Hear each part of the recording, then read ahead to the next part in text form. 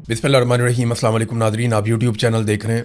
मैं इमरान खान हूँ। नादरीन, परेशानी बढ़ती जा रही है। बलूचिस्तान और कश्मीर की जो इस वक्त सूरत हाल है, इन्हें अंदाज़ा भी नहीं है पाकिस्तान की एस्टेब्लिशमेंट को कि ये किस आग के साथ खेल रहे हैं। ना इन्हें तारीख का इदराक है, ना ये इन लोगों के बारे में जानते हैं, और ना इन्हें लोगों के शऊर का इस वक्त अंदाज़ा है।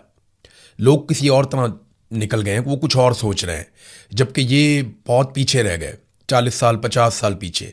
ना इनसे अब बयानिया बन रहा है और ना चीज़ें इनके कंट्रोल में आ रही हैं।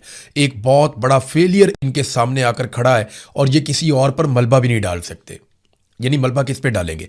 मैं आपको बताने वाला हूं कि DGISPR की जो मुलाकात हुई आज से चंद दिन पहले सहाफ़ियों के साथ, उसमें से मैंने आज कुछ खबरें निकाली। ये बिल्कुल ऑफ द रिकॉर्ड मुलाकात थी। उसमें DGISPR ने सहाफ़ियों पर दबाव डाला कि फ़लानी फ़लानी चीज़ें आपने करनी है, और सहाफ़ियों ने उसके हवाले से सवालात किए। कुछ सवालात बड़े सख्त भी हुए और DGISPR के पास उनका कोई जवाब नहीं था। अब मैं आपके सामने रखूंगा कि सहाफ़ियों के साथ DGISPR की क्या बातचीत हुई और किस तरीके से बातचीत हुई। एक तो DGISPR ने सहाफ़ियों को ये हुक्म जारी किया कि आप भारत के खिलाफ जितना ज़्यादा हो सके वो आप अपने मीडिया को कवरेज दें। यानी जितनी ज़्यादा भारत के मामलात पे आप कवरेज कर सकते हैं, आप कवरेज करें। और DGISPR ने जो दावा किया वो ये था कि भारत बहुत जल्दी टुकड़े टुकड़े होने जा रहा है। आपने टीवी चैनल्स पर यही बताना है कि भारत के टुकड़े होने जा रहे हैं और भारत कई हिस्सों में टूटने वाला है और भारत के पास कुछ भी नहीं बचेगा, वो बुरी तरह तबाही के दहाने पर पहुंच गया। अब ये DGISPR ने मीडिया को जो ब्रीफिंग दी, जो बातचीत उनके साथ की, उसमें ज़्यादा चीज़ें उन्होंने भारत के हवाले से की। और ये जो वाक़यात हुए ना क्वेटा में या बलूचिस्तान में जो वाक़यात हुए, ये उन वाक़यात से पहले की बात है कि DGISPR ने मीडिया के लोगों को बुलाया, प्रिंट मीडिया के, इलेक्ट्रॉनिक मीडिया के, जिनमें कुछ लोग सोशल मीडिया पे भी काम करते हैं, और उन्हें कहा जनाब कि आप ये बयानिया बनाएं कि भारत के टोटे टोटे होने वाले हैं, बेड़ा गर्क होने वाला है भारत का। तो अब सहाफ़ियों ने कुछ सवालात किए जिनके बिल्कुल उनके पास जवाब नहीं थे। एक सहाफ़ी ने पूछा कि जनाब, अगर भारत के टोटे टोटे होने जा रहे हैं तो बैनुल अक़वामी मीडिया में ऐसी कोई स्टोरी क्यों नहीं आ रही? आप हमें कह रहे हैं कि हम ये कहना शुरू कर देंगे भारत के टुकड़े होने जा रहे हैं, लेकिन हमारे पास ऐसी कोई कंफर्म इत्तला नहीं है, या भारत से ऐसे कोई ऑप्टिक्स नहीं आ रहे, ना ही इंटरनेशनल मीडिया ऐसी कोई स्टोरी रिपोर्ट कर रहा है। तो हम ये कैसे कह दें जब इंटरनेशनल मीडिया ये नहीं कह रहा, किसी तरफ से कुछ ऐसी खबर नहीं आ रही? तो इस पे DGISPR के पास जवाब नहीं था। वो यही कह रहे थे कि मैं आपको बता रहा हूं ना, भारत के टुकड़े टुकड़े होने जा रहे हैं, उनकी पॉलिसियां बहुत ख़राब हैं, उनका बेड़ा गर्क होने जा रहा है। तो आप ये खबरें चलाएं अपने मीडिया के ऊपर, आप बताएं भारत का असल चेहरा पूरी दुनिया को। ये वो बार बार कह रहे थे। एक सहाफ़ी ने वहाँ पे, गालिबन ये कोई प्रिंट मीडिया के जर्नलिस्ट हैं, उन्होंने कहा जनाब कि टीवी चैनल्स तो टके टोकरी हो गए हैं पाकिस्तान में और मीडिया की अहमियत ख़त्म हो गई है। सोशल मीडिया के ऊपर अगर आप बात करते हैं तो भारत जो है वो उसको महदूद कर देता है, रिपोर्ट भी करता है। तो यहां अब आप अपना बयानिया कैसे चलाएंगे? मीडिया की तो क्रेडिबिलिटी खत्म हो गई। पाकिस्तान के मीडिया को तो लोग अब सुनते ही नहीं, हम अपनी मर्जी से कोई खबर दे ही नहीं सकते। तो जब हम ये खबरें देंगे तो लोग इनका असर ही नहीं लेंगे। जब ये कहा गया तो DGISPR ने कहा जी आपको सिर्फ अपनी फिक्र रहती है, आप कुर्बान कर दें अपने चैनल्स और आप पाकिस्तान की खातिर इतना नहीं कर सकते, तो आपको भारत के खिलाफ बात करने में क्या प्रॉब्लम है? तो वो और तरफ ले गए मामले को, जबकि कहा यह गया था कि आपने तो मीडिया को तबाह बर्बाद कर दिया, मीडिया की तो क्रेडिबिलिटी खत्म हो गई, इंटरनेशनल मीडिया में यह खबर चल नहीं रही कि भारत के टुकड़े होने जा रहे हैं। तो आप हमें यह कह रहे हैं कि हम ये खबर चला दें कि भारत के टुकड़े होने जा रहे हैं, हालांकि हमारी तो क्रेडिबिलिटी पहले ही खत्म है। हम तो किसी और बैनुल अक़वामी मीडिया को कोट भी नहीं कर सकते इस मामले में। फिर एक सवाल किया गया, लेकिन DGISPR ने पहले इससे एक जो है वो दावा किया। उन्होंने कहा जी सिंध तास मुआहदे पर हम कोई कंप्रोमाइज नहीं करेंगे और ठोक देंगे, मौका आएगा हम ठोक देंगे, हम अपना पानी भारत को नहीं देंगे। इस पे एक सहाफ़ी ने पूछा कि जनाब आप बताएं कि आप करेंगे क्या? भारत ने आपका पानी रोक लिया है, इस वक्त रोका हुआ है, आप भाग दौड़ कर रहे हैं, तो आप करेंगे क्या? क्या आप भारत पे हमला करेंगे पानी छुड़वाने के लिए? तो DGISPR ने इसका कोई जवाब नहीं दिया। वो इसका कोई तसल्ली बख्श जवाब नहीं दे पाए कि भारत पे हमला करेंगे या पानी को ज़बरदस्ती छुड़वाएंगे या नहीं छुड़वाएंगे।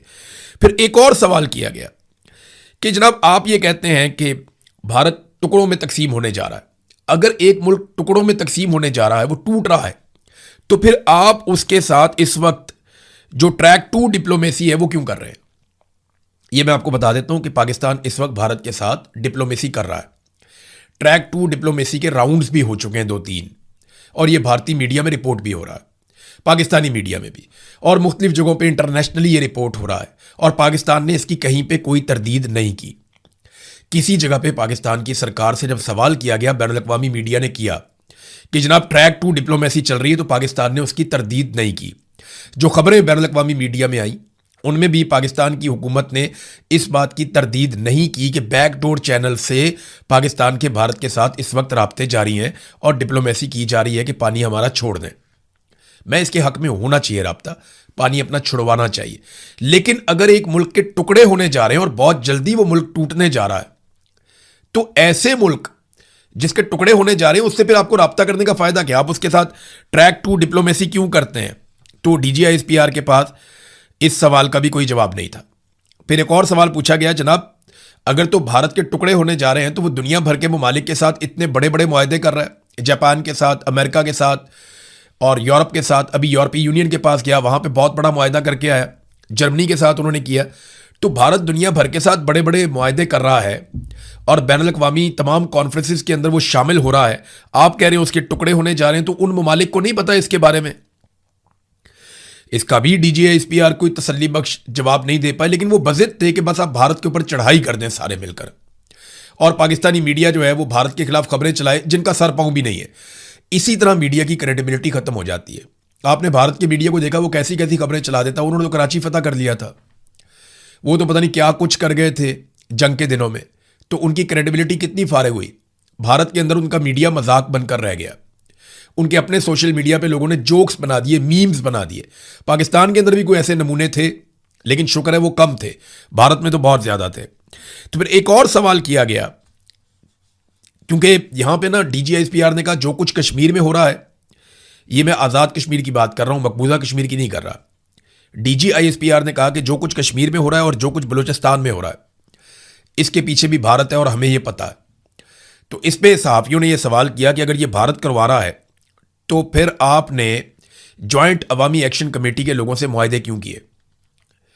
और दूसरा यह भी कहा गया कि जैसे अंसार अब्बासी साहब ने एक स्टोरी भी की थी कि जनाब आपको सबूत मिल गए हैं, ऐसी कॉल्स आपको मिल गई हैं, आपने बहुत सारा कुछ ऐसा ट्रेस कर लिया है जिससे पता चल गया कि भारत मुलव्विस है जॉइंट अवामी एक्शन कमेटी के साथ।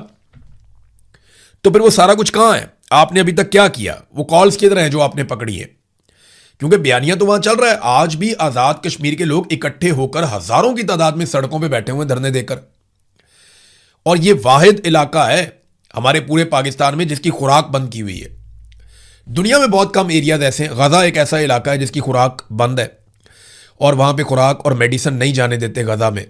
वो इसराइल की एक पॉलिसी है, वो ये कहता है कि इनको इतना तंग करो कि ये यहां से नकल मकानी करने पे मजबूर हो जाएं, ये इलाका खाली कर दें और इसराइलियों के लिए ये एरिया बिल्कुल एक महफूज जगह बन जाए और ये खाली हो जाए। फिर वहां पे डोनाल्ड ट्रंप का बहुत बड़े बड़े जो है वो रिजॉर्ट्स बनाने का प्रोग्राम है, बहुत ज़बरदस्त किस्म के वो सैरगाहें वहां पे बनाना चाहता है, दुनिया की बेहतरीन वहां पे फैसिलिटीज़ ला के वो चाहता है कि अमीर तरीन लोग जो हैं वो अयाशी के लिए वहां पे गजा में जाया करें। और वो ये चाहते हैं कि जो गजा के लोग हैं उन्हें मुख्तलिफ ममालिक में बांट दिया जाए। मुसलमान ममालिक जिम्मेदारी लें, कोई 2-4 लाख कहीं चले जाएं, 1-2 लाख कहीं चले जाएं, 50,000 कहीं चले जाएं, तो अलग अलग मुल्कों में इनको तकसीम कर दिया जाए गजा के लोगों को। ये वो चाहते हैं। तो उसके लिए वो वहां पे दवाइयों को भी रोकते हैं और खुराक को भी रोकते हैं। अब कश्मीर के अंदर भी जो सड़कें कश्मीर में जा रही हैं उन पे अगर आप ट्रेवल करें इस वक्त, बहुत सारे मुसाफिर जो वहां से जाते हैं उन्होंने वीडियोस बनाकर हमें भेजी। कुछ वीडियोस को मैंने पब्लिक भी किया, सोशल मीडिया पे भी, अपने प्लेटफॉर्म पे भी मैंने आपको दिखाया कि वो ट्रकों को रोक दिया जाता है जो खुराक लेकर जा रहे हैं, जो गंदम लेकर जा रहे हैं, जो फ्लोर मिलों के अंदर जा रहे हैं कि जनाब यहां पे अब आटा पीसेंगे, लोगों को मिलेगा। तो लोगों के लिए बड़े प्रॉब्लम्स हैं। बच्चे स्कूल नहीं जा रहे, काम धंधा सारा बंद है वहां पे, सड़कें बंद है वहां पे, लोग बार बार एहतजाज करने के लिए निकलते हैं और कई जगह पे जो उम्मीदवार वोट मांगने आए उनको फेंटी लगाई है अवाम ने। अभी मैं एक विजुअल देख रहा था, उसमें पीपल्स पार्टी का एक कैंडिडेट वोट मांगने के लिए आया, खवातीन ने और बच्चों ने मार मार के भगाया। तो खवातीन आगे से पत्थर मार रही हैं, बच्चे आगे से डंडे मार रहे हैं कि भाग जाओ यहां से, खबरदार यहां पे आए वोट मांगने के लिए, हमारी लाशों के ऊपर तुम वोट मांगने के लिए आ गए हो। तो कश्मीरियों के साथ जो कुछ भी हुआ ना, वो एक वीडियो है 35 मिनट की रावला कोट की। वो सारे विजुअल इकट्ठे करके उन्होंने जोड़ दिए हैं। वो 35 मिनट की आप वीडियो देख लेना, आज मैंने उसके कुछ मनाजिर देखे हैं तो आपका दिल दहल जाएगा। जिस तरीके से रावलाकोट के अंदर लोगों को मारा गया है ना, ऐसा तो दुश्मन मुल्क के अंदर नहीं किया जाता। सिक्योरिटी फोर्सेस ने ना मस्जिद का लिहाज किया, ना अस्पताल का लिहाज किया, ना किसी और जगह का लिहाज किया। हर जगह पे शहरियों को निशाना बनाया, बहुत मारा लोगों को, बेशुमार लोग जख्मी भी हुए। अस्पतालों के अंदर जख्मियों को भी मारा गया, आके डंडों के साथ मारा गया। तो बहुत अजीबोगरीब मनाजिर हैं जो मैंने देखे हैं। मैंने भी वो पूरी वीडियो नहीं देखी, मेरी हिम्मत ही नहीं पड़ रही थी कि इस तरह से हो सकता है कि अपने ही लोगों को ऐसे मारा जाए, ऐसे ही उनके साथ ज्यादती की जाए। बहरहाल DGISPR ने ये सारी चीज़ें डिमांड की और जब सवालात उनसे किए गए तो उन सवालात के उनके पास कोई तसल्ली बख्श जवाबात नहीं थे। बलूचिस्तान से नाजरीन, क्योंकि धरना भी वहाँ पे जारी है, दावा ये किया जा रहा था कि धरना ख़त्म हो गया, रास्ते खुल गए हैं, लेकिन इसके बावजूद जो रिपोर्ट्स आ रही हैं धरना जारी है। वहाँ पे लोग एहतजाज कर रहे हैं। एहतजाज किस लिए कर रहे हैं? वो ये कहते हैं कि हमें दुश्मन ने नहीं मारा, हमें अपनों ने मरवाया है। वो ये कहते हैं कि हमें प्लानिंग के तहत मरवाया गया ताकि जो मकामी अफराद हैं वो जरगे बुलाएं, वो बहुत बड़े बड़े अपने कबायली फोर्सेस तैयार करें और वो हथियारबंद होकर बंदूकें उठाकर TTP के साथ और रियासत जिसकी तरफ इशारा करे वो उसके साथ लड़ पड़े। तो इसलिए ये सारा एक मामला होने दिया गया। अब वो इस बात के ऊपर पूरी तरह से कन्विंस्ड हैं। वो ये कहते हैं बलूचिस्तान के लोग कि ये जो हमारे बच्चे या हमारे जो नौजवान शहीद हुए हैं, ये दुश्मन ने शहीद नहीं किए, ये हमारे अपनों ने शहीद करवाए हैं। इन्हें ऐसा किया गया कि बांध के हवाले कर दिया गया कि मार लो। 5 घंटे तक वो मदद मांगते रहे और 15 मिनट की दूरी के ऊपर मदद थी। मदद उनको 5 घंटे तक नहीं मिली और उनको नजर आ रहा था कि वो अब शहीद हो जाएंगे। और उनके लवाकिन ने इंटरव्यूज दिए, वो बताते हैं जनाब वो हमारे साथ राब्ते में थे। तो बलूचिस्तान के मामले में ना इस वक्त बहुत हसास हो गई है पाकिस्तान की मिलिट्री एस्टेब्लिशमेंट। मैं क्योंकि मीडिया से मेरा ताल्लुक है तो बेशुमार मीडिया के दोस्त रोजाना ही राब्ते में रहते हैं। यानी मेरी 5-7 मीडिया वाले पाकिस्तान में अलग अलग हैं जिनसे रोजाना बात होती है। कभी किसी से होती है, कभी किसी से होती है, कभी किसी से होती है। सारी जिंदगी इसको मैंने दे दी, 20 साल हो गए मीडिया की इंडस्ट्री में मुझे। तो सबसे ज्यादा मेरे ताल्लुकात इसी इंडस्ट्री में है। रोजाना कभी किसी प्रोड्यूसर से बात होती है, कभी डेस्क पे बैठे हुए किसी बंदे से बात होती है, कभी किसी राइटर से बात होती है, कभी किसी एंकर से बात होती है, कभी किसी रिपोर्टर से बात होती है, एडिटर से बात होती है, तो होती रहती है। एक बड़ी क्लियर इंस्ट्रक्शन आई है, जैसे कश्मीर के मामले में आई थी, बलूचिस्तान के मामले में, कि आपने बलूचिस्तान को हमसे पूछे बगैर रिपोर्ट नहीं करना, इसके ऊपर आपने कोई बात नहीं करनी। और सोशल मीडिया के ऊपर भी बहुत सख्त निगरानी रखी जा रही है कि बलूचिस्तान के लिए कोई आवाज ना उठाए। तो मेरी आप सबसे गुजारिश है कि अगर आप इतना भी लिख दें सोशल मीडिया पे, आपके पास जो भी प्लेटफॉर्म है, आप अगर ये व्हाट्सएप इस्तेमाल करते हैं तो अपनी फैमिली को बताएं आप कि बलूचिस्तान में क्या हो रहा है। अगर आप ट्विटर इस्तेमाल करते हैं तो वहां पे आप लिखें कि बलूचिस्तान को जीने दो, एक ट्रेंड चल रहा है, बलूचिस्तान को जीने दो, ये ट्रेंड चल रहा है। और ये इसमें आप किसी को टारगेट नहीं कर रहे, आप कोई पाकिस्तान की रियासत के खिलाफ नहीं जा रहे, खुदा ना खास्ता आप कोई गद्दारी नहीं कर रहे, आप कोई बगावत नहीं कर रहे, आप सिर्फ ये कह रहे हैं कि बलूचिस्तान को जीने दो। हर वो शख्स या हर वो शख्सियत या हर वो ग्रोह या हर वो इदारा या हर वो बंदा या सियासतदान जो भी आज बलूचिस्तान के इन हालात के लिए रिस्पॉन्सिबल है, ये उन सब के लिए पैगाम है कि बलूचिस्तान को जीने दो। तो ये जरूर लिखें आप, इसके ऊपर एक ट्रेंड चल रहा है, इसमें अपना हिस्सा डालें और आवाज उठाएं ताकि पूरी दुनिया तक ये आवाज जाए कि बलूचिस्तान को जीने दो। उनका जीने का हक है, उन्हें यह हक मिलना चाहिए। ये आवाज उठाएं ताकि मिलिट्री एस्टेब्लिशमेंट को और बाकी जितने भी स्टेक होल्डर्स हैं जो इसके लिए जिम्मेदार हैं, उन सबको कान हो जाएं कि पाकिस्तानी बलूचिस्तान के साथ खड़े हैं। हमें एक दूसरे के साथ खड़े होना पड़ेगा। अगर हम आज बलूचिस्तान के लिए नहीं खड़े होंगे ना, तो कल बारी हमारी आएगी, क्योंकि बारी बारी सबकी बारी। और ये जो बात है ना, जो मैंने आपको भी बताई है कि एस्टेब्लिशमेंट की प्लानिंग है कि, और ये मुकामी लोग कह रहे हैं, मैं नहीं कह रहा, वो लोग ये कह रहे हैं कि ये एस्टेब्लिशमेंट की प्लानिंग थी कि ये लोग मरेंगे और लोग गुस्से में आएंगे, हथियार उठाएंगे और वो लड़ पड़ेंगे और हमें बहुत बड़ी तादाद में लोग ऐसे मिल जाएंगे जो हमारी जगह पे लड़ेंगे, या एक नई सिचुएशन क्रिएट हो जाएगी बलूचिस्तान में, एक नया नारा लग जाएगा, बल्ले बल्ले हो जाएगी। वो तो लाशें भी नहीं दी लोगों ने तस्वीरें बनाने के लिए, वीडियोस बनाने के लिए, नमाज जनाजा पढ़ने के लिए, वजीर आजम के लिए या आर्मी चीफ के लिए। फजलुर रहमान साहब ने इसका पोल खोल दिया। आप गौर करें, फजलुर रहमान साहब का एक स्टेटमेंट आया एक तकरीर के दौरान, उन्होंने कहा जी मैं बंदूक क्यों उठाऊं या मैं अपने लोगों से क्यों कहूं कि वो बंदूक उठाएं और लड़ें। हम तुम्हें तनख्वाह देते हैं, अपने पैसों से, खून पसीने के पैसों से तुम लड़ो। तुमने पेटी पहनी है, हमारे ऊपर अपने खून का कर्जा ना चढ़ाओ या हमारे ऊपर एहसान ना जितलाओ कि तुम्हारा खून बह रहा है या तुम्हारे लोग शहीद हो रहे। ये फजलुर रहमान ने कहा।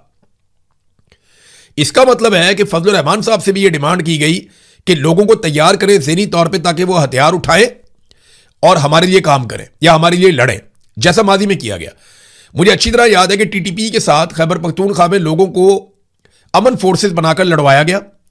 बाद में एक एक करके अमन जो फोर्स बनाई गई थी या वो पूरी एक फोर्स तैयार की गई थी खैबर पख्तूनख्वा में, एक एक करके उनके लोग टारगेट किलिंग में मारे जाते रहे, एक एक करके।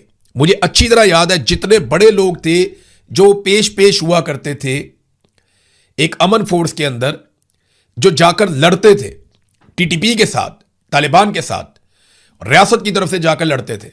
लड़ाई तो असल उन्होंने लड़ी थी, फ्रंट में तो वो थे, सबसे आगे वो लड़ रहे थे। तो वो जितने लोग थे बाद में उन्हें टारगेट किलिंग में मारा गया, एक एक करके मारा गया, चुन चुन के मारा गया। तो ये खून रेजी हो रही थी। फजलुर रहमान ने इसका हिस्सा बनने से इनकार कर दिया। देखिए, पिछले 72 घंटों में जो वीडियोस रिलीज हुई है ना, टीटीपी की जानिब से या बीएलए की जानिब से, बलूचिस्तान लिबरेशन आर्मी है और एक टीटीपी है, इनकी जानिब से जो वीडियोस जारी की गई हैं वो ये बता रही हैं कि मुस्तकबिल कोई अच्छा नहीं है और दहशतगर्दी बहुत ज़्यादा बढ़ती चली जाएगी। लोग बलूचिस्तान को, जो बाहर से आए हुए लोग हैं, वो फौरी तौर पे बलूचिस्तान को खाली कर रहे हैं। लोग वहाँ से छोड़ कर जा रहे हैं। लोगों को समझ आ गई है कि हालात इतने ख़राब हो गए हैं कि अब यहाँ पे एक प्रॉक्सी वॉर शुरू होने वाली है और जो दिखाई भी दे रही है। धरना अभी तक जारी है, लोगों के मुतालबात नहीं सुने जा रहे, कोई अच्छा मंजरनामा पेश नहीं कर रहा बलूचिस्तान में जो कुछ हो रहा है। जो टीटीपी और बीएलए वीडियोस जारी कर रहे हैं ना, वो तो बाकायदा दिखा रहे हैं। उन्होंने दिखाया किस तरीके से उन्होंने एक अटैक किया, बड़ा खौफनाक अटैक था। जीवनी में मैं देखकर हैरान हो गया। पूरा ट्रक लाकर उन्होंने मारा और पूरी को पूरा बिल्डिंग, पूरा एरिया, पूरा कंपाउंड तबाह कर दिया। उसके बाद रॉकेट लॉन्चर चल रहे हैं, सड़कों के ऊपर वो सरेआम फायरिंग कर रहे हैं, पूछने वाला कोई नहीं है। वो पुलिस की गाड़ियां लेकर नौशकी में जा रहे हैं। चागी पे उन्होंने पूरे पे कब्जा कर लिया है। अभी गवादर के करीब से मजीद रिपोर्टें आ रही हैं। मैं तो हैरान हो रहा हूं कि रियासत कहां पे, रियासत की रिट कहां पे, कुछ दिखाई नहीं दे रहा। और ये पिछले चंद महीनों से ये रिपोर्टें आ रही थी, ये रिपोर्टें मौजूद थी।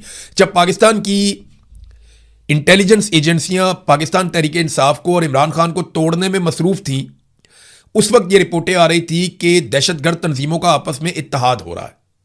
और ऐसी रिपोर्टें मौजूद थी कि दाइश और टीटीपी के अंदर कोई आपस में बातचीत हो रही है। कुछ और ग्रुप्स हैं, आईएस और दीगर, उनकी आपस में बातचीत हो रही है और पाकिस्तान में एक अनहोली किस्म का अलायंस बनाया जा रहा है जो पाकिस्तान की रियासत को बहुत कमज़ोर करेगा। और उनके अपने मुतालबात और मफादात हैं। लेकिन क्योंकि रियासत और रियासती एजेंसियां जो हमारे पैसों से तनख्वाह लेती हैं, वो सारे उस वक्त इमरान खान को तोड़ने में लगे हुए थे कि 26वीं तरमीम कैसे करवानी है, 27वीं तरमीम कैसे करवानी है, आसिम मुनीर साहब को 5 साल मजीद नौकरी पे कैसे रखना है, उन्हें ताहयात इस्तिस्ना कैसे दिलवाना है और किस तरीके से आईनी अदालतें बनाकर अपने लिए रास्ता निकालना है। वो सारे इस चक्कर में लगे हुए थे। अभी लगभग दर्जनों जजेस मजीद लाए जा रहे हैं और इन जजेस को लाने में मेरिट की धज्जियां उड़ाई जाएंगी। वो एक जज के बारे में अभी हमारे एक जर्नलिस्ट हैं, वो रिपोर्ट भी कर रहे थे, असद मलिक साहब। वो 2 मरतबा उसने इम्तिहान दिया, वकील ने, सिविल जज के लिए, दोनों दफ़ा फेल हो गया। एक दफ़ा उसने प्रोसिक्यूटर बनने के लिए इम्तिहान दिया, फिर फेल हो गया। अब उसका नाम डाला हुआ हाई कोर्ट का जज बनाने के लिए। तो ये ऐसे बंदों को लेकर आएंगे जिनके जरिए से ये अपने काम निकलवाएंगे। जितने नालायक जज पहले लाए गए हैं, अगर मजीद ऐसे ही जज लाए जाएंगे तो पाकिस्तान इसकी कीमत चुकाएगा। एस्टेब्लिशमेंट के तो छोटे मोटे काम है, वो तो निकलवाते रहेंगे इन जजों से, लेकिन आप ये देखिएगा कि कंप्रोमाइज जजेस जब आएंगे तो इसका पाकिस्तान को और पाकिस्तान के निज़ाम इंसाफ को कितना बड़ा नुकसान होगा, आप सोच भी नहीं सकते।